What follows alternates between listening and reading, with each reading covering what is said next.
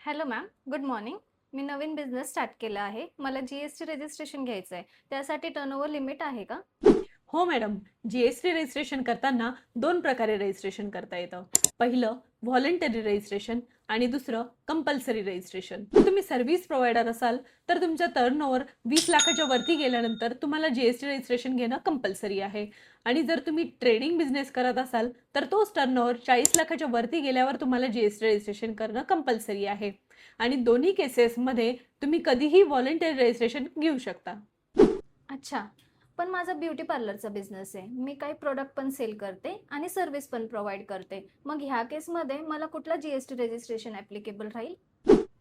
जर तुम्ही गुड्स आणि सर्व्हिसेस दोन्हीमध्ये डील करत असाल तर जीएसटी रजिस्ट्रेशनची थ्रेशोल्ड लिमिट ही 20 लाखच आहे. आणि जर तुम्हाला याचा चार्ट हवा असेल तर मला DM करा GST. आणि अजून अशाच इन्फॉर्मेटिव्ह व्हिडिओसाठी फॉलो करा, शेअर करा आणि सेव्ह करा.